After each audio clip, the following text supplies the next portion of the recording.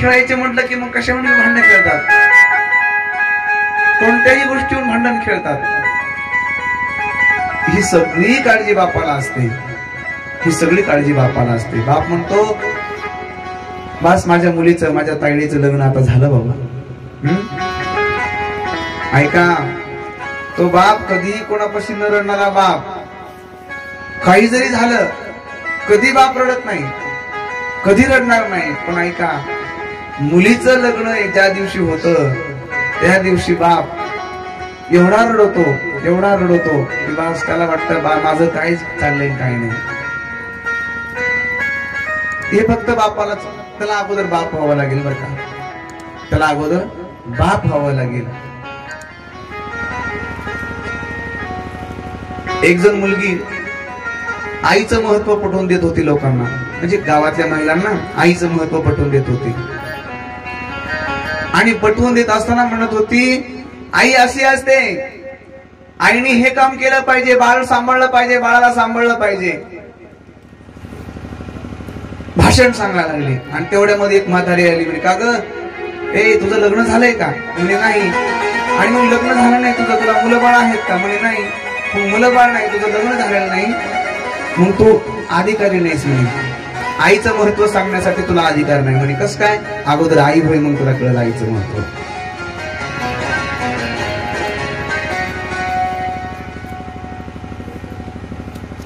एवढा मोठा आनंद आहे त्या मिथिला नगरीमध्ये. पण त्या दोन्ही माय बापांना दुःख वाटतंय, कारण की माझ्या घरातल्या एक नाही तर 4-4 मुली चाललेल्या आहेत. आणि ऐका, आपलीच आई, आपल्याच तिथं रामप्रभूला त्या ठिकाणी तिथल्या त्या सीतामातेच्या मैत्रिणी म्हणतात, ओ दाजी, दाजी हे करा ना. म्हणे काय म्हणताय, काय म्हणताय सांगा, काय म्हणतात? म्हणे हो दाजी, दाजीच म्हणतात ना सगळे, हे का नाही? ओ दाजी, ओ पहुना यही मिथिला में रहेना, ए पहुना यही मिथिला में रहेना. त्याला आग्रह करतात, ओ दाजी इथं थांबाना, जाऊ नका ना तुम्ही. म्हणजे काय करणार बाबा, मी जर इथं राहिलो तर काय करणार? जौने सुकुबा ससुरारी में तौने सुकुबा काहुना. टाळी वाजवा. ओ जौने सुकुबा ससुरारी में तौने सुकुबा काहुना. ए पहुना यही मिथिला में रहुना. रामप्रभू म्हणतात या ठिकाणी राहायचं म्हटल्यानंतर तुम्ही काय करता सांगा. म्हणे ऐका, तुम्हाला अयोध्येत तिथं जर गेले तुम्ही तर तुम्हाला रोज शृंगार आहे नवीन नवीन प्रकारचा.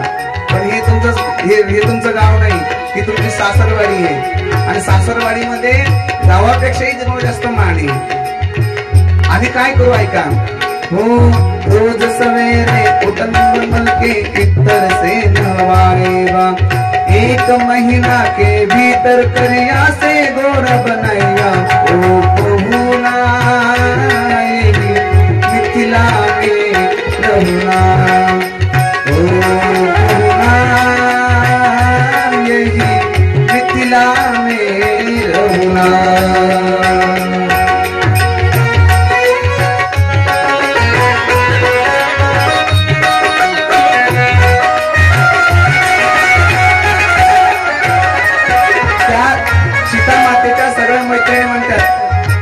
सगळ्या मैत्रिणी म्हणतात, हे बघा, जर तुम्ही इथं राहिले, 1 महिना जर राहिले तुम्ही या ठिकाणी, तर काय करणार माहिती का? तुम्ही काळे आहेत ना, म्हणे काळे, एवढे काळे आहेत ना, एके महिन्यात तुम्हाला आम्ही गोड करू बघा. म्हणजे कसं ऐका, रोज सवेरे उठवन मलके इतर से नहवाए, रोज तुमच्या अंगाला आम्ही उठणं लावू आणि तुम्ही एके महिने तुम्हाला काळ्याचे तुम्ही गोरे करू. ऐका, 1 महीना के भीतर करिया से गोर बनवाए, झूठ कहत ना बानी तंकी मौका एगो दे गुना. ए पहुना मिथिला में रहना, ओ ये पहुना ये मिथिला में मैत्रिणी सांगतात एका महिन्यात तुम्हाला मी टाळ्याचं धोरण करून टाकू. आणि ऐका प्रभू काय बघा, प्रभू तुम्हाला आणखी एक गोष्ट करू. आणि बघा तुम्हाला अयोध्येमध्ये नवीन नवीन रोज कपडे नाही घालायला भेटणार. आम्ही काय करणार, आम्ही तुम्हाला रोज नवीन नवे कपडे देऊ. नित्य नवीन मन भावन व्यंजन कर सब कंचन भारी, ज्यात सुख दुख भरी जाए सुनि सारी जहरतियारी, बार बार हम कर में कर बचिरारी, और कुछ नहीं लेना ये पहुना ये मिथिला रहना, ये पहुना मिथिला में रहना, मिथिला में रहना, मिथिला में रहना. तुम्ही फक्त इथं मिथिलामध्ये राहा म्हणायचे, एवढा आग्रह करायचा. कोण? त्या मिथिला नगरीच्या त्या सीता मातेच्या मैत्रिणी. ए पहुना यही मिथिला में रहना. तुम्ही जर इथं राहिले तुम्हाला रोज नवीन नवीन कपडे देऊ. ते मस्करी चलत असते बरं का, मस्करी चलत असते. आता त्या मैत्रिणी माता जानकीच्या मैत्रिणी प्रभूची मस्करी करत आहेत बघा. असा बराच वेळ निघून गेला. आता विदाईचा वेळ आलेली. विदाई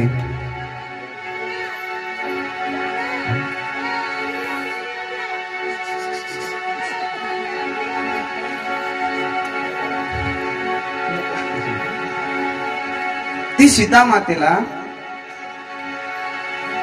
स्वतः आई काय करते माहिती का? त्या चौघी मुलींना बोलून घेतलेले. सीते आता बरेच दिवस झाले बघ, लग्न सोहळ्याचा फार मोठा उत्सव झालेला आहे. झाला आता बघा बरं का आईचं काय कर्तव्य असतं हे लक्षात ठेवा. सीता आतापर्यंत हे जे होतं हे सगळा आनंद अतिशय चांगल्या पद्धतीने झाला बघ. तुझं लग्नही अतिशय सुंदर झालेलं आहे. पण तुला मी एक महत्वाचा विषय सांगते सीता. तू या तिघीपैकी तू मोठी आहेस. तुझं लग्न झालेलं आहे. पुणी पुणी सिंह गोद करिलेही, देई आशीष शिकाहून देही, हो संतत पियही पियारी, चिरू आई बात आशीष हमारी. मला त्या आईचं कर्तव्य आहे. बेटा आता हे घर कोणाचं होतं? हे तुझं माहेर होतं बरं का. हे माईबापाचं घर होतं. आता लक्षात ठेव, तिकडं सासर आहे, इकडं तुला भाऊ होता, तिकडं तुला धीर आहे धीर, इकडं तुला आईबाप होते, तिकडं तुला कोणी सासवाडे सासरे येतं. आणि लक्षात ठेव तिथं कसं राहिलं पाहिजे, कसं राहिलं पाहिजे. शिकवण देते बघा, कसं शिकवण देते ऐका. भावाला दूर ठेवू नको तू, बहिणीला परवानू नको. भावाला दूर ठेवू नको तू, बहिणीला परवानू नको. आठवण ठेव तू या माहेरची, आठवण ठेव तू या माहेरची. साजरी जन्मोजन्मीची जोडी, साजरी जन्मोजन्मीची जोडी. ती आई सीता मातेला उपदेश करते. सीता मातेला उपदेश करते, बाई तू इथे राहिलीस, आता तिकडं सासर घर आहे तुझं. तिथे गेल्यानंतर काय करायचं माहितीये का तुला? नवऱ्याच्या आधीर रहा, सासू सासऱ्याच्या सेवेत रहा तू. आठवण ठेव तू आई बापाची, आठवण ठेव तू या माहेरची. साजरी जन्मोजन्मीची जोडी, साजरी जन्मोजन्मीची जोडी.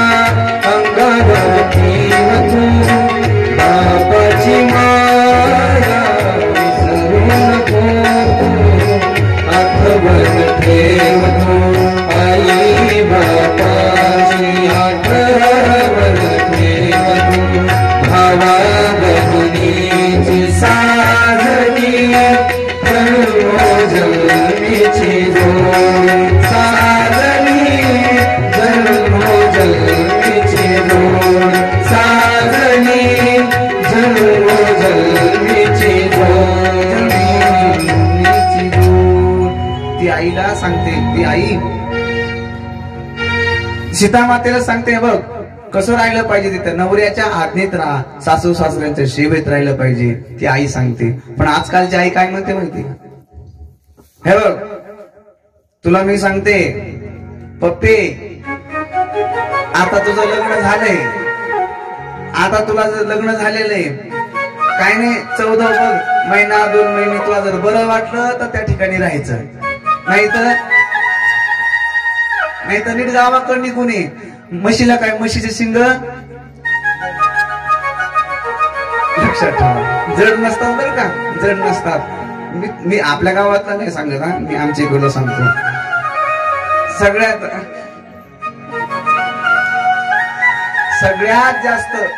जास्त मी खोटं बोलत नाही. लाईव्ह चालली का? नाही सांगू नको, सांगा. खरं सांगतो, मी खोटं बोलत नाही. व्यासपीठावर बसलेलो, तुम्ही काय आमच्या गावाकडे येणार नाही तर कोणाला सांगणार नाही. आमच्या दारासमोरची गोष्ट आहे. आमच्या दारासमोर मुलीला नेण्यासाठी नवरा आलेला आणि मी सहज तेवढ्या टायमामध्ये मला वाटतं दुपारी 2-3 वाजले असतील, मी सहज बाहेर आलो. ती सासू जावायला भांडत होती, पूर्ण घेऊन जायचं नाही म्हणून. मग जावई म्हणतो, नाही बाबा आता आम्हाला भरपूर काम आहेत, आता आम्हाला घेऊन जाऊ द्या म्हणे, बरेच 2-3 महिने झाले म्हणे, डिलिव्हरीला आली होती मुलगी, घेऊन जाऊ द्या आता. नाही म्हणे, तिथं काय तुमचं काम करायला काय, ते कोण नोकरी थोडी म्हणे तुमच्या इथं काम करायला, कोण म्हणतं हे. आणि ती पोरगी म्हणते, अगं जाऊ द्या म्हणे, मला माझं सासर येते, मला जाऊ दे तिथं. नाही म्हणे, कतही जायचं नाही. कोण म्हणतंय? ती आई म्हणते. आणि त्या माणसाने घेतली ना मुलगी, मला वाटतं 4-5 महिन्याची मुलगी असेल, ती मुलगी घेतली आणि तो माणूस त्या मुलीला घेऊन गेला. मी म्हणलं, काय असं काऊन केलं म्हणलं तुम्ही ते? म्हणे काय नाही म्हणे महाराज, जाऊ द्या म्हणे तिकडे, राहीन आणि जेव्हा वाटलं तेव्हा दुसरं लग्न करून देईल. राहिली तर राहिली म्हणे, दुसरं लग्न करून देईल. हे आईचे बोलणं हे बरोबर आहे का सांगा? हे बोलणं बरोबर नाही, लक्षात ठेवा. एकदा लग्न झालं, आईने सांगायचं, तिकून फोन आला पाहिजे, एक तर चांगली नांदली म्हणून फोन आला पाहिजे, नाही तर दुसरी गोष्ट मेली म्हणून. पहिल्या बायांचं असंच होतं. माता माऊलीनं तुम्हाला मी विनंती करेन बरं का, तुम्ही माझ्या बहिणीसारख्या आहेत, तुम्ही माझ्या बहिणीचे, तुमच्या मुलासारखं आहे मी. ही काळाची गरज आहे, लक्षात ठेवा. बऱ्याच मुलींचे संसार मोडलेत आम्ही बघतोय. आणि मग गेल्यानंतर म्हणतात, महाराज बघा ना आमच्या मुलीला असं झालंय, आमच्या मुली तसं झालं. अरे चांगलं काम करा ना तुम्ही. सगळ्यात जास्त जर हे अशा जर होत असेल तर हे फक्त आईमुळे.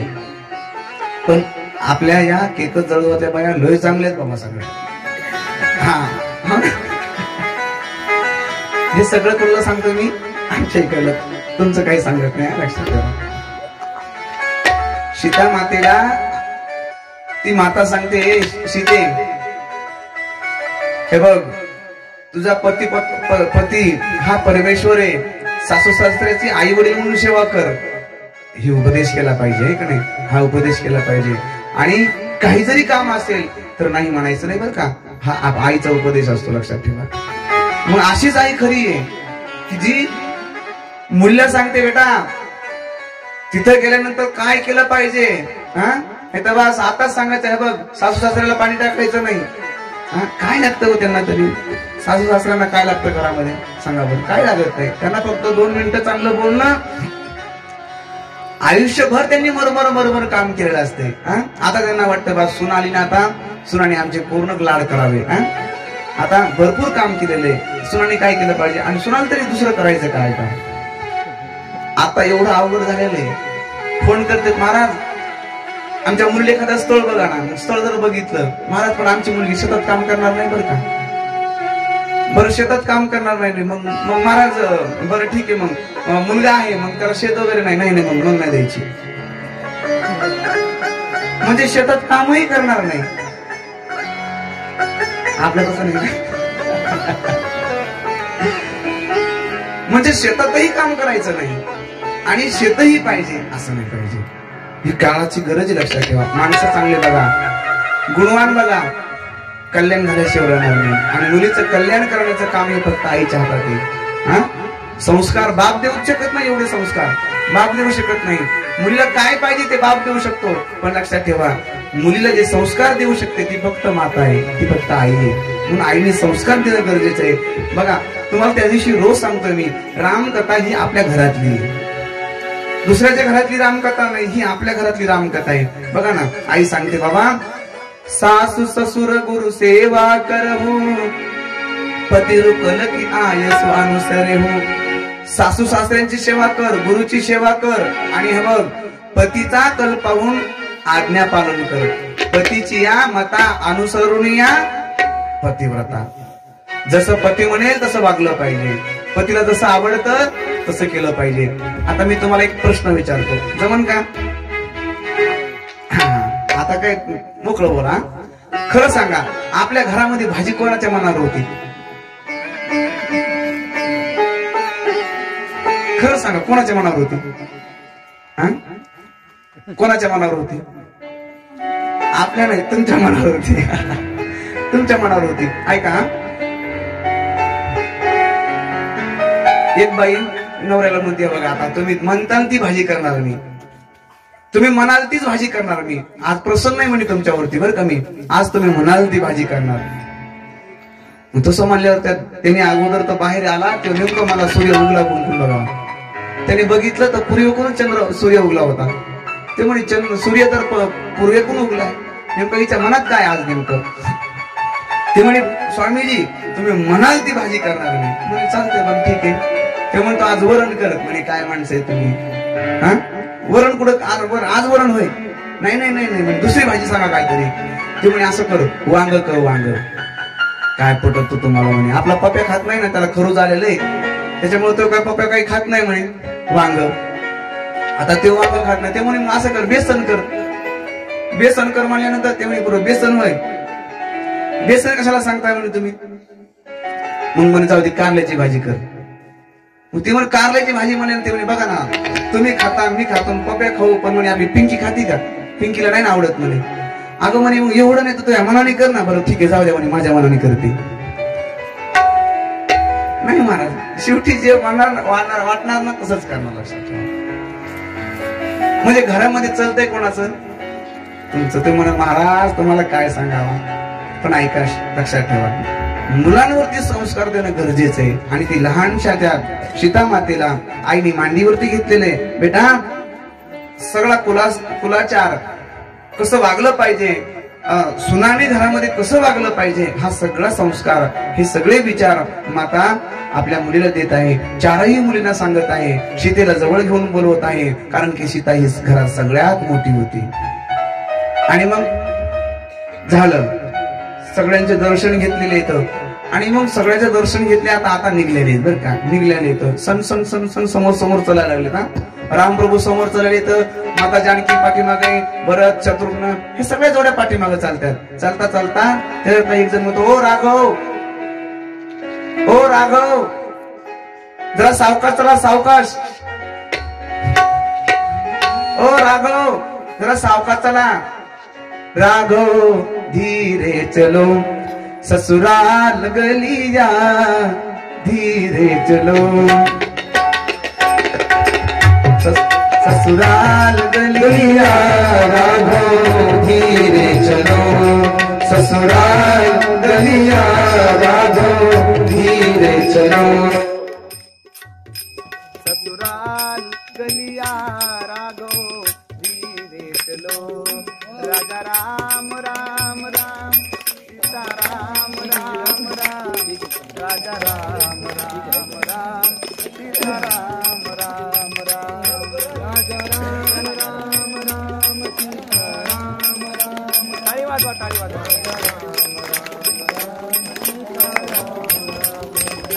राजा राम राम राम, सीता राम राम,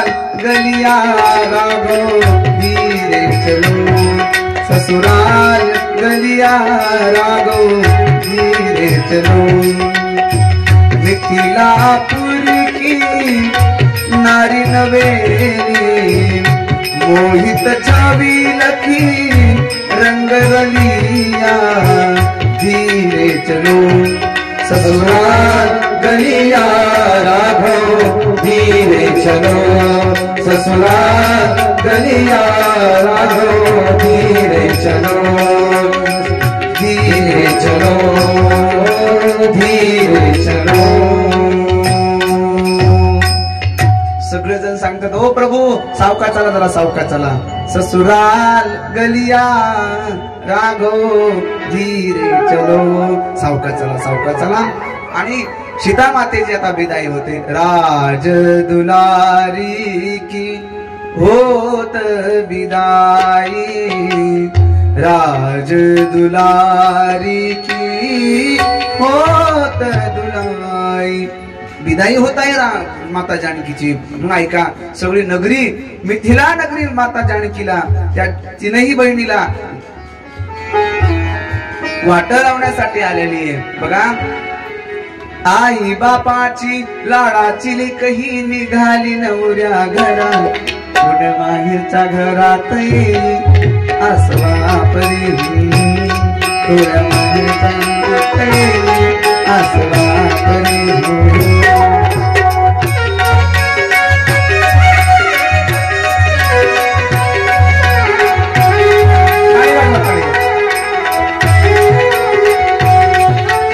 आई बाबाची लाडाची लेकही निघाली नवऱ्या घरात थोड्या माहेरच्या घरात आसवा परी थोड्या माहेरच्या घरात आसवा परी जाते लाडाची लेक आज सासरी जाते लाडाची लेक आज सासरी लेक एकुलती एक दिली परच्या घरी लेक एकुलती एक दिली परच्या घरी जाते लाडाची लेक आज सासरी जाते लाडाची लेक आज सासरी।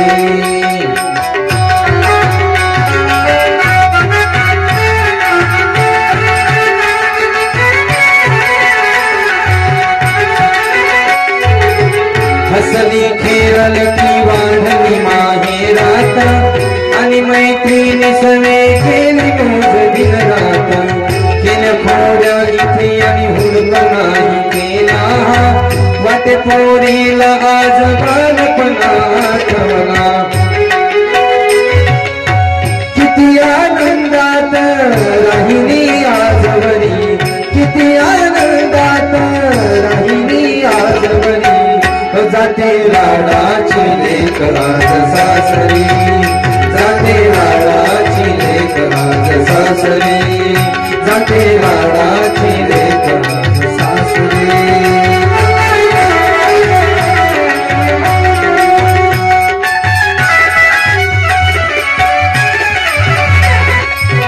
लाडानं साचली वाढली मोठी झाली प्रेम गंगेत इथे सांज सकाळी नारी निरोप घेतले पडते पित्याच्या पाया जाते सोडून आज आईची वेगळी माया दोन्ही डोळ्यामधून ढाळते आसुसरी दोन्ही डोळ्यातून ढाळते आसुसरी जाते लाडाची लेक आज सासरी जाते लाडाची लेक आज सासरी जाते लाडाची लेक आज सासरी राज सासरी आज सासरी।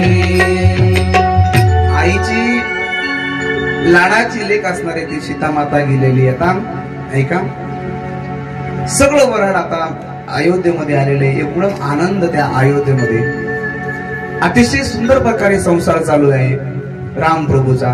पण ऐका संसार एवढा थाटामाटामध्ये चालू होता तो देवाचा संसार होता ते का तुमचा आमचा होता का काय लग्न झालं एवढा मोठा पैसा खर्च झालाय हा ते काय तुमचा आमचा संसार होता का काय तो देवाचा संसार होता महाराज। आता एवढा सुंदर संसार चालू आहे एवढा सुंदर संसार चालू आहे संसार सुंदर चालू आहे देवाचा पण चिंता वाटली कोणला? बाकीच्या देवाला. रामप्रभूचा संसार चालू आहे पण चिंता बाकीच्या देवांना वाटली. म्हणे काय माणूस आहे म्हणे हा, बोलतो एक, करतो एक, वागतो एक. म्हणे कस काय, काय झालं, कस काय, काय झालं? अरे म्हणे जन्म कशासाठी घेतलेला याने? संसार करण्यासाठी घेतला का काय? आम्हाला म्हणला आम्ही पण जन्माला येतो, मी पण जन्माला येतो, तुम्ही पण जन्माला या. तिकडे साधू संत मंडळी वाट पाहत आहेत आणि याचा संसार अतिशय सुंदर चालू आहे. ही सगळ्यांना चिंता वाटलेली आहे. सगळ्यांना चिंता वाटते. आता काय केलं पाहिजे, काय केलं पाहिजे? ऐका, एक दिवसचा प्रसंग आहे. श्रवण समीप भयसित केसा, मनहु जरटपन अस उपदेसा. नृपजबरा सुराम कहू देहू, जीवन जन्म लाहू कि न लेहू. एक दिवसचा प्रसंग आहे. दशरथ राजा आपल्या महालामध्ये आरशाच्या समोर उभे आहेत आणि उभे असल्यानंतर त्यांनी सहज बघितलं त्यांच्या कानावरती एक केस दिसला, पांढरा केस. श्रवण समीप भयसित केसा, पांढरा केस दिसला. मग पांढरा केस दिसल्यानंतर दशरथ राजा म्हणतो हा पांढरा केस काळा कसा नाही होईल? मग त्यांनी लगेच प्रधानजीला बोलवलं. म्हणे कोणत्या कोणत्या पुढ्या होत्या?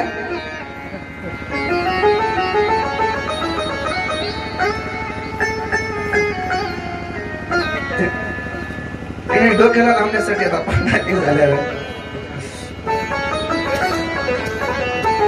म्हणे ती मोहरी हिना लावावी, हेरडाय लावावा का? बघा तुम्ही मला मदत करणं, मी एकटाच कवाचा बोलायला नाही का? कानावरती केस दिसला, पांढरा केस दिसला. त्यांनी हा विचार केला नाही आता कोणती पुढी आणायची. नाही नाही, नृपजुब रास राम कह देऊ, जीवन जन्म लाहू कि न लेहू. दशरथ राजा म्हणतो आता हे काय केलं पाहिजे? जरा कर्ण मुळी कळो आली. कानावरती पांढरा केस, कानामध्ये सांगतो हे राजा तू आता म्हातारा झालायस, आता संसारातून तू निवृत्त होय. आता हे कारभार आहे, हे जे राज्य आहे, ही जे अयोध्येचं राज्य कारभार आहे, आता तू सांभाळू नको. कारण तू कोण झालाय आता म्हातारा झालेला आहे. रामकथा आपल्याला हे पण शिकवते बघा. एकदा का वय झाल्यानंतर घरामध्ये डोकंच लावायचं नाही. घरामध्ये काय चालू आहे काय नाही. 2 टाइम गेले घरी आलं, चहा जेवण वेळची वेळ भेटते ना, बस संपला विषय. डोकंच लावायचं नाही. महाराज आता तुम्ही जाऊ द्या, तुमच्या गावात कसं आहे मलाही माहित नाही, पण आमच्या इकडे तर असं आहे, म्हाताऱ्याला मरेपर्यंत असं वाटते त्या सगळ्या चाव्या कमरेलाच पाहिजे, तर मरेपर्यंत वाटते. पण नाही बरं का, तसं करायचं नाही. काही गरज नाही. तुम्हाला सांगतो माता माऊलींनो, आता तुम्ही आपल्या सगळे ओळखीचे म्हणून तुम्हाला सांगतो काय करायचं. तुम्ही आयुष्यभर काम केलं का नाही? महाराज म्हणतात जवळ हे सकळ सिद्ध आहे, हात चालावया पाय, तव तू आपुले सुहित पाय. तीर्थयात्रे जाय चुकून, तीर्थयात्रेला जायचं, 4ही धाम करून घ्यायचे. आता बऱ्याचशा आता वयस्कर आजीबाई माझ्या समोर बसलेले आहेत, त्यांना विचारा तीर्थयात्रेला येता का तुम्ही? ते म्हणा महाराज आता मला बोलता येत नाही, तर आता तिकडे कशाला जायचं? नाही महाराज. बघा ज्यांनी तीर्थयात्रा केल्या त्यांना एवढा आनंद वाटत असेल की बस आता टेन्शन नाही राहिलं. मला वाटतं कोणी तीर्थयात्रा केल्या सांगा बरं. 4 धाम कोणी केली? बरं हात करा. अरे वा, तुम्ही केली नाही का? अरे वा, तुम्ही केलं ना बाबा, 1 धाम केलं. आणि बाकीचे तुम्ही केलं का नाही? असं कसं बरं एकट्यानेच केलं मग तुम्ही? तर जोडून केलं ना, बरोबर. आणि आणखी 3 धाम कधी करायचे? तर करायचे ना. करून घ्या. तीर्थयात्रेला जा. नुसतं हे आपलं जळगाव कसं काही बघू नका. नुसतं जळगाव बघायचं नाही, अख्खं हे आपले 4ही कोपरे बघा, पूर्व पश्चिम उत्तर दक्षिण कसे येतं, ही भारत माता कशी बघा. नुसतं एवढं इथपर्यंतच बघू नका, तीर्थयात्रेला जा. पण कधी जायचंय? जेव्हा हे सगळं सिद्ध आहे, जोपर्यंत आपले हातपाय चालतात तोपर्यंत. आणि त्यानंतर जर तुम्ही म्हटले ना मला चला कथा चालू आहे इथं, मला नेऊन सोडा, घरातले म्हणतील काय भाऊ म्हातारीचं रोज बी कटकट चालूच आहे म्हणे. जमणार नाही. तुम्हाला रोज रोज कोणीच कथेला आणून सोडणार नाही, इथं पण आणून सोडणार नाही. इथं जाऊ द्या, तुम्हाला वट्यावर कोण बसू देणार नाही. म्हणे ए म्हातारी पडल उगच, आत्मानी बस म्हातारी. लक्षात ठेवा, तीर्थयात्रा करा, तीर्थयात्रा केली पाहिजे. जोपर्यंत आपल्याकडे आहे तोपर्यंत, एकदा का आपल्याजवळ ताबा गेला ना, ए म्हातारी, म्हातारी शिवाय कोणी घरात बोलणार नाही. जाऊ द्या, तुम्ही मला महाराज आमच्यावर भीती देवा चांगली महाराजांनी. पण हे खरं आहे, लक्षात ठेवा. कमी खोटं बोलतो सांगा, हा खरं खोटं बोलतोय का मी? नाही, खरं आहे. जेव्हा हे सगळं सिद्ध आहे, जोपर्यंत आपले हात पाय चालतात तोपर्यंत परमार्थ करून घ्या, तोपर्यंत कथा श्रवण करा, तोपर्यंत कथा श्रवण करा, तोपर्यंत तीर्थयात्रा करा. तीर्थयात्रा केल्याने काय होईल? अरे तुम्हाला समाधान लाभेल. बघा ना, सगळे देव बघून या, आनंद वाटेल. पण त्यासाठी काय केलं पाहिजे? त्यासाठी काय केलं पाहिजे? या संसारातली जी माया आहे ती माया निघून गेली पाहिजे. संसारावरची माया निघून गेली पाहिजे, तर तुम्ही पुढे परमार्थ करू शकता. नाही तर परमार्थ तुमच्या हातून होत नाही. एक म्हातारी अशीच पंढरपूरला चालली. तुकाराम महाराजांचा अभंग आहे बघा, 10 चरणांचा अभंग आहे. आवाज चालली पंढरपुरा, वेशी पासून आली घरा. म्हातारी पंढरपूरला चालली, पण वेशी पासून पुन्हा पाठीमागे आली. म्हणे सुनबाई, म्हणे बघ मी पंढरपूरला चालली. सुने गे परिशे, सुनबाई ऐक म्हणे, आपल्या दारामध्ये ते फुटक नाही का आपण, ते वरवंटा आपण काय ना पाटा म्हणतो ना. हे बघ सुनबाई, मी चालले, पण आपल्या दारामध्ये तो पाटा आहे, कोणी घेऊन जाईन बरं का. म्हणजे पूर्ण 10 चरणाचा अभंग आहे. सून म्हणते, हो सासूबाई जा ना तुम्ही सुखाने जा, काही टेन्शन घेऊ नका. हे म्हणे ऐक माझं, मी चालले पंढरपूरला चालले, पण लक्षात ठेव, माझे हातीचा कलबडू मज वाचून नको पडू. कलबडू माहिती का तुम्हाला? कलबडू कशाला म्हणतात माहिती का? गौऱ्याचा बरं का. ती म्हातारी म्हणते, सुनबाई माझे हातीचा कलबडू मज वाचून नको पडू, कारण की मी पंढरपूरहून आले की मला जाळायला लागेल. म्हणजे स्वयंपाक करायला. हो तुम्ही जास्त डोकं लावता सगळे. म्हातारीला जाणायला नाही, म्हातारी म्हणते मला स्वयंपाकाला लागेल. ती सून म्हणते, सासूबाई जाणा म्हणे, तुम्ही निवांत जा, काही टेन्शन घेऊ नका. पण नंतर पुन्हा आली माग, म्हणे ए सुनबाई ऐक म्हणे माझं, बक्षी मपिता हारू नको फान जेवण सारू. म्हणे आता मी चालले, तुला आता काय राहणार नाही, अंकुश राहणार नाही, तुला कोणाचा धाक राहणार नाही, जास्त जेवण करायचं नाही बरं का. तुला कोणाला सांगते सांगा बरं, आता कसं मला सांगून बघा बरं, आता कसं मला सांगून बघा. ती सासू सांगायला लागली, पुन्हा सांगते, बघ मी चालले, भिक्षुक आली या घरा, सांग गेली पंढरपुरा. जर एखादा भिक्षुक आला, एखादा भिकारी आला तर सांग मी कुठे गेले, पंढरपूरला गेले. असं म्हटल्यानंतर त्या सुनाला एवढा राग आला. सून म्हणते, हो सासूबाई मागील आशा टाका, तुम्ही पंढरपूरला जा. आता सासू ती सून चांगलं बोलली ना, मागचं सगळं सोडून द्या म्हणे, तुम्ही पंढरपूरला जा. महाराज त्या म्हातारीला राग आला. सुनमुखीचे ऐकून वचन सासू वंचरी म्हणी, तिला राग आला. ती म्हणते, आता कासया यात्रे जाऊन तिथे काय पाहू. ती म्हणते, आता कशालाच पंढरपूरला जाऊ म्हणे, मुले लेकरे घरदार येथेच माझे पंढरपूर. काय म्हणे, नाही गेली म्हातारी, पंढरपूरलाच गेली नाही म्हणे, बस माझे मुलं माझे लेकर येथेच माझे पंढरपूर. तुकोबाराय म्हणतात, तुका म्हणे ऐसे जन ओविले माये वाचून. ही माया संसारातली काढली पाहिजे. महाराज माया काढली, माया जर संसारावरली काढली, बघा तुकोबाराय म्हणतात, सोडिला संसार माया तयावरी पार. मग काय होतं, धावे चाले मागे मागे उगवी कोणे संकट. बघा सोडिला संसार, पण माया तयावरी फार. कोणावर? त्या देवावर प्रेम ठेवलं. मग काय झालं, तो भगवान परमात्मा धावे चाले मागे पुढे तो भगवान परमात्मा चालतो. पण त्यासाठी काय केलं पाहिजे, संसारामध्ये प्रेम ठेवलं नाही पाहिजे. तसं राजा दशरथ आता म्हणतो, आता काय केलं पाहिजे, आता नृपजुग रासू राम कह देऊ. हे जे राज्यपद आहे, ह्या सगळा राजाचा कारभार माझ्या प्रिय रामावरती द्यावं. आणि आता काय केलं पाहिजे, मी याच्यातून निवृत्त झालं पाहिजे. रामकथा हे शिकवते तुम्हाला, बाबा तुमचं वय झालं की तुम्ही संसारामध्ये डोकून बघू नका. तुम्ही नीट पंढरपूरला जा, तुम्ही आळंदीला जा, तुम्ही मंदिरामध्ये या, तुम्ही कथा श्रवण करा, तुम्ही कीर्तन श्रवण करा. तुमच्या घरी कोणी वाट पाहणार नाही, पण देव मात्र तुम्हाला विचारल्याशिवाय विसरणार नाही तुम्हाला कधी. कुठं आलं तर, कथेला आलं तर, कीर्तनाला आलं तर लक्षात ठेवलं पाहिजे. राजा दशरथाने असं सुंदर नियोजन केलं. कुलगुरूंना बोलीला आपल्या वसिष्ठजींना बोलवलेलं आहे.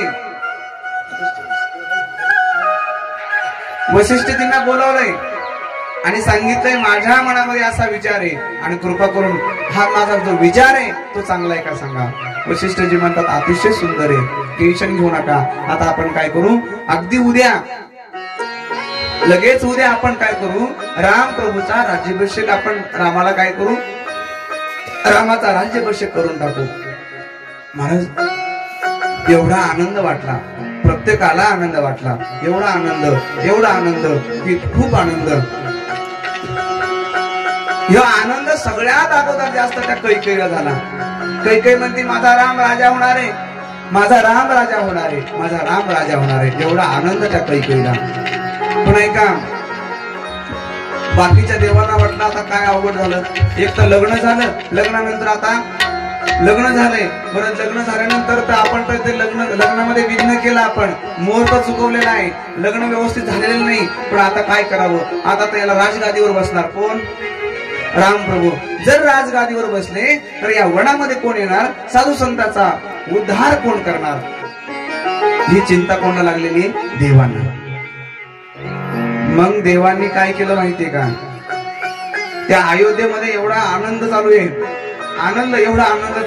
एवढा आनंद चालू आहे. त्यांनी लगेच काय केलं, सरस्वती मातेला बोलवलं. कोणी, सगळ्या देवांनी. म्हणे हा बघा तुम्हाला काय करावं लागेल, सरस्वती मातेला सांगितलं तुम्हाला काहीतरी करावं लागेल. म्हणजे काय करू सांगा, काय करायचं, काही नाही. म्हणजे त्या अयोध्येमध्ये कैकेयीची दासी आहे, तिचं नाव मंथरा आहे. आणि ऐका, ती रोज सकाळी अयोध्येच्या बाहेर फिरायला येते. तिचं वय झालेलं आहे ना, ती रोज शतपावली करायला येते म्हणजे रोज सकाळी. मग म्हणे काय करायचं, काय नाही म्हणे, तिच्या बुद्धीचा पालट करा म्हणे. मग काय होणार, मग काय नाही, तुम्ही नुसतं बघा कसं आग लागते म्हणे त्या अयोध्येला. बघा आता एवढा सुखी संसार आहे, एवढा सुंदर चालू आहे, पण ती कुबुद्धी असणारी नाथ महाराज वर्णन करतात. नाम मंतरा मंदमती चेरी कैकेयी केरी, आजस पेटारी ताही करी गई गिरामती फेरी. त्या मंतरी तिथे मंतरा बाहेर गेलेली आहे. बघा त्या ठिकाणी म्हणे एका झाडाच्या खाली ती मंतरा बसली होती. त्या झाडाचं नाव हिवराच्या झाडाखाली ती बसली म्हणे. आणि त्या हिवराच्या झाडावरती कोण बसलं, तो विकल्प बसलेला आहे. आणि विकल्पाने काय केलं, प्रवेश केला मंथरेच्या बुद्धीमध्ये आणि त्या मंथरेच्या बुद्धीचा पालट झाला. आणि घरी आली मंथरा. घरी आल्यानंतर बघते घरामध्ये सगळ्यात जास्त त्या कैकेयीला आनंद झालेला दिसला. ती म्हणते मंथरे कैकेयी, अगं काय म्हणे एवढा आनंद तुला. अगं म्हणे काय सांगू, माझा राम राजा होणार आहे, माझा राम राजा होणार आहे. कैकेयी बघ ना किती आनंद आहे म्हणे, माझा राम राजा होणार आहे, माझा राम राजा होणार आहे. ती म्हणते तर कायच करा बाबा हिला. सुनी प्रिय बचन मलिन मनुजानी, झुकी राणी अब राहू अरगानी, प्रिय बादिनी शिकदिनी होतोई, सपने तो पर कोपन होई. ती म्हणते अगं तुला माहितीये का राजा कोण होणार आहे माहितीये का. म्हणे कोण होणार आहे, राम होणार आहे. म्हणजे बरोबर आहे ना, मग राम राजा होणार आहे आणि मग राजमाता कोण होणार आहे. अगं म्हणे मी राजमाता होणार आहे. म्हणजे वेडी आहेस का काय, तू वेडी आहेस का काय. अगं राजमाता कौशल्य होणार, राजा राम होणार आहे. आणि बघ हे कसं केलंय बघ यांनी सगळ्यांनी. तुझे 2 मुलं कुठं पाठवले तर मामाच्या गावाला पाठवलेले आहेत. हे बघ कसा खेळ केलाय, तुझ्यासोबत खेळ केलाय. ती म्हणते बघ मंथरे असं काही सांगू नको बरं, या आनंदामध्ये उगाच विघ्न करू नको. एवढा आनंद चालू आहे, एवढा सगळ्यांना एवढा आनंद आहे म्हणे, आणि या आनंदामध्ये तू विघ्न करतेस का काय, असं करू नको. त्यावेळेस ती कैकेयी मंथरा म्हणते हिला काय सांगावा. आता ते विकल्पच घुसलेला, एवढा विकल्प घुसलेला डोक्यामध्ये तिच्या. पण ती मात्र काही ऐकायला तयार नाही. जे स्वामी सेवक लगु भाई, यह दिन कर कुल रीति सुहाई, राम तिलक सो साचेहु काली, देव मांगू मन भावना आली. काही काही ऐकतेस का तू? मग असं नाही चाललं, ती असं ऐका ना बरं का, असं सांगून ऐका ना. शेवटी त्या मंथरेने आता काय केलं माहितीये का? बोलण्याची भाषा बदलली, बोलण्याची भाषा बदलली. तिने लगेच बोलायला सुरुवात केली, वेगळंच बोलायला येतं. ती बघा ऐका, नको ऐकू म्हणे तू माझं, नसलं ऐकायचं तू नको ऐकू. माझा नरडाचा घसा कोरडा पडलाय माझा. काही तुला लय वेळ सांगितलं मी, ऐक माझं, काही ऐक. मग ते असं बोलता बोलता तिच्या डोळ्यात पाणी येईल. जरा मंथरा आणखी ती काही आणखी जरा सावधान झाली. हे मंत्र तू का रडतेस, रडतेस का? मी 2 तास झाले म्हणजे तुला सांगते, तुला 2 तासापासून सांगते की रामाचा राज्याभिषेक होऊ देऊ नको. पण तू कुठं ऐकतेस? तुझ्या बापाने मला कशासाठी पाठवलेलं आहे? कशासाठी पाठवलं? सगळं तुझ्या हितासाठी पाठवलेलं आहे, बरोबर आहे का नाही? मला तसं काही बोलता येईल, पण बरोबर ना. भांडण असेच लागते बघा. ही कला ज्याला आली त्याला बस. गावात काही बाया, काही गावामध्ये असा बाया असा बायामध्ये तिच्या नादी लागू नको, ती घरात भांडण लावून देईल. महाराज घरात भांडण कसं कला निर्माण करायचं कसं ऐका. असं निर्माण केलं त्या मंथरेने. परिपक्व लगे मंथरेला कैकेयीला फिरवून घेतलं. हे म्हणे मंथरे, अरे कैकेयी माझा ऐक म्हणे, तू हे बघ तुझ्या वडिलांनी मला कशासाठी पाठवलेलं आहे, कशासाठी पाठवलंय? तुझं हित व्हावं म्हणून पाठवलेलं आहे. आणि आता जर तू लक्षात घेतलं नाहीस, पण लक्षात ठेव याचा विपरीत परिणाम तुला घडणार आहे, तुझं चांगलं होणार नाही. आणि तुला या राजाची, या अयोध्या नगरीची तुला दासी म्हणून राहावं लागेल. असं म्हटल्यानंतर मंथरा ते कैकेयी म्हणते, मग करू काय सांग? बुद्धी पलटली, बुद्धी पलटलेली आहे, आता काय करू सांग? मग तेवढ्यामध्ये ती म्हणते, अगं हे बघ, ज्या वेळेस देवाचं आणि दशरथाने ज्यावेळेस देवांना मदत करण्यासाठी आकाश युद्धासाठी गेले होते, त्यावेळेस कैकेयी तू पण सोबत गेली होतीस. तुला त्या टायमाला वर मागे, तुला म्हणते होते, ए कैकेयी सांग, हे प्रिय तुला सांग काय पाहिजे ते, तुला मी द्यायला तयार आहे. त्यावेळेस त्यांनी वर मागितले होते तुला, पण तू म्हटलीस आता जाऊ दे, आता नाही मागत मी, आता वेळ आल्यानंतर दे, मागेन तुला मला. म्हणून आता कैकेयी आता त्या वराची पूर्तता करण्यासाठी, तो वर मागण्यासाठी आता वेळ आलेली, आता वर माग म्हणे. महाराज एवढं सुंदर घर, एवढं चांगलं घर, पण त्या घराचं काय झालं आता वाटोळं झालं बघा त्या घराचं. हे गरजेचं होतं, हे गरजेचं होतं. रामप्रभूला तिथं राहण्यासाठी येत नव्हते ना, रामप्रभूचा जन्म त्यासाठी झाला नव्हता. यदा यदा हि धर्मस्य ग्लानिर्भवति भारत अभ्युत्थानम धर्मस्य तदात्मानं सृजाम्यहम् परित्राणाय साधूनाम विनाशाय च दुष्कृताम धर्म संस्थापनार्थाय संभवामि युगे युगे. भगवान परमात्मा दुष्टांचा नाश करण्यासाठी जन्माला आलेले आहेत ना. मग तिथं कसं काय बरं, मग तिथं राहून कसं जमणार? म्हणून ऐका, आता ती म्हणे आता मी हे तयार करण्यासाठी तयार आहे, पण ऐक म्हणे आता तुझ्याकडे राजा दशरथ येईल, दशरथ राजा येईल. पण हे मंथरे, हे कैकेयी तू आता काय कर, खूप भवनामध्ये जाय, हे जे शृंगार केलायस ना तो सगळा शृंगार सोड, तू आता काढून टाक आणि त्या खूप भवनामध्ये जा. आणि तुला तिथं आल्यानंतर राजा विचारेल, हे कैकेयी काय झालं तुला? त्यावेळेस तू काय मागायचे? तुझे राहिलेले वर माग. तू कैकेयीच्या डोक्यात एवढं फिट्ट बसलं, ते म्हणे बास आता हे मी असंच मागणार, मी आता दुसरं काहीच मागणार नाही, मी असंच मागणार.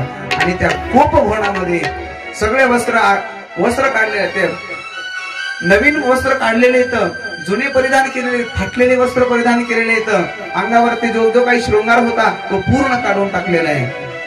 आणि संध्याकाळची वेळ आहे आणि ही शुभ वार्ता सांगण्यासाठी राजा दशरथ राजा त्या कैकेयीच्या भवनामध्ये आलेले. तेवढ्याच दासीने सांगितलंय, कैकेयी माता भवनामध्ये नाही, कैकेयी माता कोप भवनामध्ये आहेत. बघा त्या टायमाला असे घर असायचे बघा, एक राहण्याचं घर असायचं, स्वयंपाकाचं घर असायचं, आणि ज्यांना राग आला ना, राग आल्यानंतर ती एक रूम वेगळीच असायची बघा, त्याला कोप भवन म्हणायचे बघा. आणि त्या नगरीमध्ये, त्या अयोध्येच्या त्या राजवाड्यामध्ये एक भवन होतं, त्याचं नाव कोप भवन. कैकेयी माता तिथे गेलेल्या येतं. तिथे गेल्यानंतर दासीने सांगितलं इथे नाही कैकेयी, मग कुठं येतं? म्हणजे त्या कोप भवनामध्ये गेलेलं आहे. राजाला तर आणखीच दुःख वाटलं, आता कोप भवनात गेली म्हटल्यानंतर नक्कीच काहीतरी विपरीत करणार नाही. आणि म्हणून राजा दशरथ राजा त्या गोपभवनामध्ये गेलेले आहेत आणि गेल्यानंतर बघतात त्या कैकेयीकडे बघतात तर म्हणतात, हे प्रिय, हे सुंदरी, काय झालंय तुला सांग. त्यावेळेस ती म्हणते, बघा, माझ्या अंगाला हात लावू नका, मला बोलूही नका. म्हणे काय झालं, काय झालं कैकेयी, तुला मला सांग, तुला कोणी बोललंय का? जर कोणी बोललं असेल तर मी आता त्याला लगेच त्याला शिक्षा करतो. बस करा म्हणे. आता ते बघा ना बोलणं, बस करा म्हणे, तुम्ही तुमचं असंच बोलणं नुसतं बोलतात आणि विसरून जातात. अगं नाही कैकेयी, फक्त मला सांग, तुला कोणी मारलंय का, कोणी बोललंय का? त्यावेळेस ते म्हणते, मला कोणीच बोललं नाही, कोणी मारलं नाही, पण तुम्ही शब्द पाळीत नाहीत. ए, असं काय बोलतेस तू? आमची रघुकुल रीत सदा चली आई, जान जाय पर बचन न जाई. आमची रघुकुल रीत आहे म्हणे, आम्ही जे बोलतो तसं वागत असतो. तर त्यावेळेस त्यामध्ये सोडून द्या हो स्वामी, असं शक्यच नाही, असं शक्यच नाही. तुम्ही तुमची रीत सांभाळलेली नाही. म्हणजे काय रीत सांभाळली नाही म्हणजे सांगताय ते? हे प्रिय सांग ना, सांग काय, पण रडू नको. तू पहिले कपडे घाल व्यवस्थित, सुंदर अशी अंगावरती काय कर, तू शृंगार परिधान कर. असं वेड्यावडी तू बघू नको बरं. हा, वेड्यावडी असं असं असं चांगलं नाही. ते राजा सांगतोय. पण ते म्हणे, ऐका, तुम्हाला आठवतंय का, तुम्हाला मी मदत केली होती आणि त्या टायमाला तुम्ही मला 2 वर दिले होते. म्हणजे एवढंच आहे ना, मग ती वराची पूर्तता तर लगेच सांग ना मला, तुला काय पाहिजे ते देऊन टाकतो ना. सुनो प्राण प्रिय भावत जी का, देव एक भार भरत टीका. किंवा ते ऐका स्वामी, तुम्ही ऐकणार ना? म्हणजे हो ऐकतोय, पण ऐका, छातीवर हात ठेवून ऐका. कदाचित मी जे बोलणार आहे त्याने कदाचित तुमची छाती दुखू शकते, तुमच्या जीवावर बेतू शकतंय, काही पण होऊ शकतंय. छातीवर हात ठेवून तुम्ही ऐका मी काय म्हणते. काय म्हणतेस प्रिय, बोल. यावेळेस ती सांगते, सुनो प्राण प्रिय भावत जी का. ऐका म्हणे, ओ स्वामी ऐका, देव एक बार बर भरत टीका. एका वरामध्ये माझ्या जो वर मागितला होता तुम्हाला, त्या वरामध्ये तुम्ही काय करायचंय, रामाला टीका नाही लावायचा, रामाला राजपद देऊ नका. मग काय करायचंय, माझ्या भरताला टीका लावा म्हणे तुम्ही, माझ्या भरताला राजपद द्या. असं म्हटल्यानंतर राजा जे बोलणार होता ते बोलच ना आता, कारण की वराची पूर्तता करणं गरजेचं होतं. जर वराची पूर्तता करत नाही तर कदाचित त्या बोलण्यामध्ये नवे रघुकुळाची जी रीत आहे तिच्यामध्ये कदाचित परिणाम होऊ शकतो त्या बोलण्यावरती. बघा पहिले लोक काय भारी होते, बघा स्वाभिमानी होते पहिले लोक. सहज सांगायचे, काळजी करू नका, बस तुमचं काम होणार. महाराज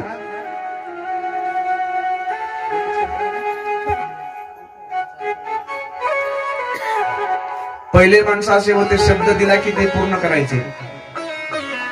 2-2, 3-3 वर्ष लग्न राहायचे. एकदा बोलले ना, बस आमची मुलगी तुम्हाला देऊन टाकणार.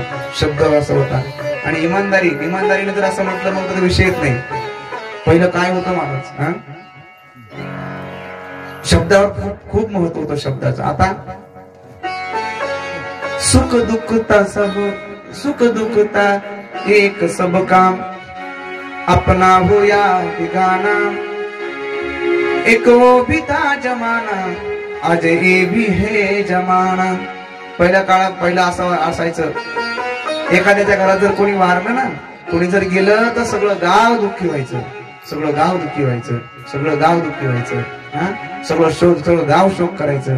आता घराघरामध्ये मरत आहेत, घराघरात मरत आहेत, पण एवढं विशेष कोणाला महत्व वाटाना. मरण्याचं पण एवढं महत्व विशेष वाटाना. लक्षात ठेवा,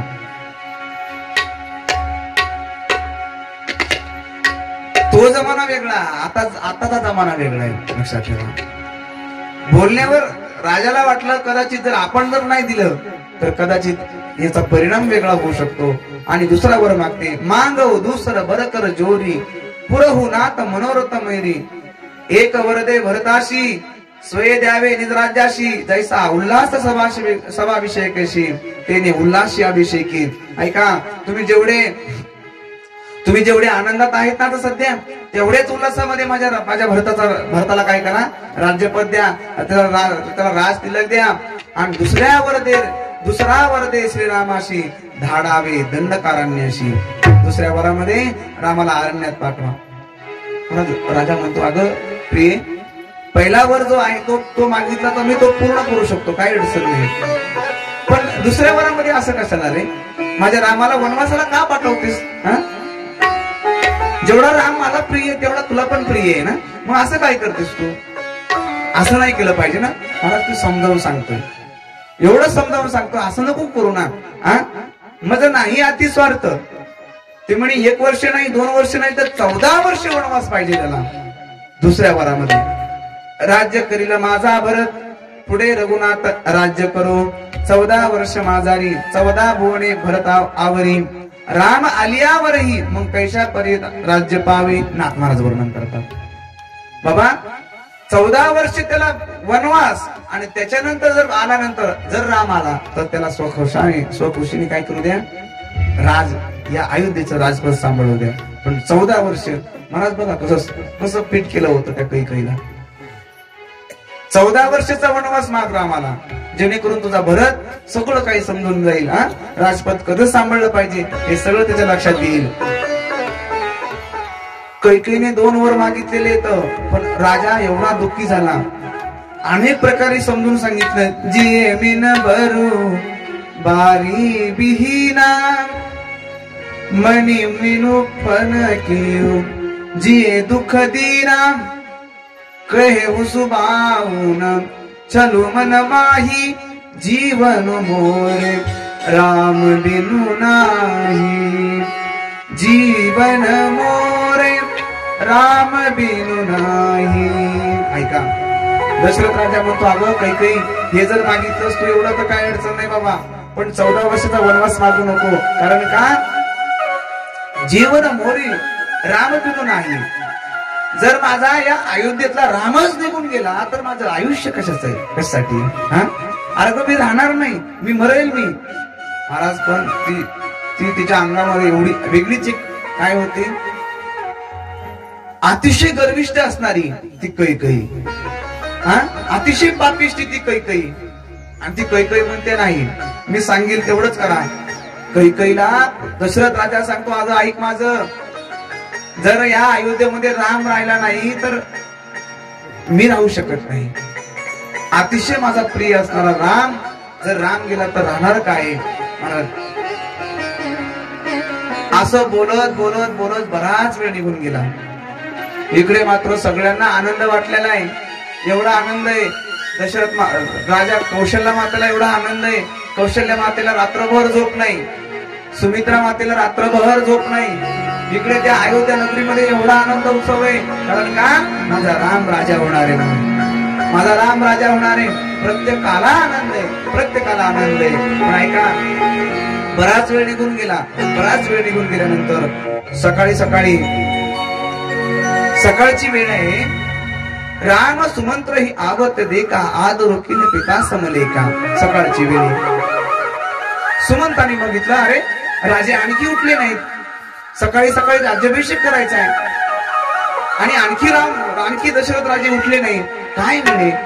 तिकडे जाऊन बघतात, राजाच्या सदरामध्ये जातात, बघतात तर काय, तर राजा जमिनीवरती पडलेला आहे. ती कैकेयी अतिशय गर्विष्ठ असणारी ती कैकेयीच्या बाजूला उभा आहे, पण त्या राजाकडे बघत नाही. त्या ठिकाणची जी अवस्था आहे ती सगळी अवस्था त्या सुमंतच्या लक्षामध्ये आली. अरे अरे, शेवटी ना घात घातलाच, तिला घात केला. शेवटी कोणी? त्या कैकेयीने माझ्या राजाचा घात केला. हे असं म्हटल्यानंतर कैकेयी तिथून निघून गेलेली आहे. आणि तेवढ्यामध्ये हे सुमंत आणि राजा दशरथ उभे आहेत. आणि सुमंत आणि दशरथ राजा तिथे उभा असताना सुमंताने काय केलं? राम प्रभू येताने पाहिलेले. राम प्रभू सुमंत्र आवत देखा, आदरो केन पिता समलेखा. आणि रामप्रभूला बघितल्यानंतर रामप्रभूने राजा दशरथाकडे बघितलं आणि दशरथाकडे बघितलं की अरे रे, अशी अवस्था प्रभू, बाबा तुमची अशी अवस्था कशी काय झाली? काय झालं तुमच्या मनामध्ये? काय सांगा मला. आणि त्या सुमंताला विचारलेलं आहे. कैकेयी पुन्हा पाठीमागे आली. कैकेयीला विचारलं, माते माझ्या बाबाची अशी अवस्था कशामुळे झाली? ती म्हणते मला काय माहित नाही. कैकेयी म्हणते, मोई कोई मात तात दुख कारण, करिये जतन जेही निवारण, सुनहु राम शुभ कारण येहू, राज हे तुम पर बहुत सने हो. म्हणे अहो काही माता म्हणते काही नाही रे, तुझ्यावरती खूप प्रेम आहे राजाचं, दशरथ राजाचं तुझ्यावरती खूप प्रेम आहे. मग ऐक म्हणे तू, एवढा आनंद आहे, एवढं प्रेम आहे तुझ्या बाबाला तुझ्याविषयी, पण ऐक ना म्हणे. काही म्हणते कैकेने सगळं वृत्तांत सांगितलं मी काय म्हटले ते. आणि बघ ना म्हणे, सुन जननी सोयी सुत बड भागी, जो मातु पितु बचन अनुरागी, तनय मातु पितु तोष निहारा, दुर्लभ जननी सकल संसारा. ऐका ती म्हणते, अरे रामा काय नाही म्हणे, मी फक्त एवढंच मागितलंय, बघ माझे 2 वर होते. बघा ना ती कैकेयी म्हणते, बेटा माझं असं मागणं होतं रे, माझं असं मागणं होतं की माझ्या भरताला राज्य पाहिजे, तुला 14 वर्षाचा वनवास. महाराज ते राम प्रभूला असं म्हटल्यानंतर एवढा आनंद वाटला. माते खरंच हिला माझी आई म्हणायचं, मला 14 वर्षाचा वनवास दिलेला आहे आणि भरताला काय दिलंय, राज्याभिषेक दिला, राज्यपद दिलेलेस. माते खरंच ग माझ्या अगदी मनासारखं झालं, माझ्या मनासारखं झालं. खरं सांगायचं बसणाऱ्या सगळ्या तुम्ही बसणारा सगळे विचार करा. असं होईल का कधी भावाभावामध्ये?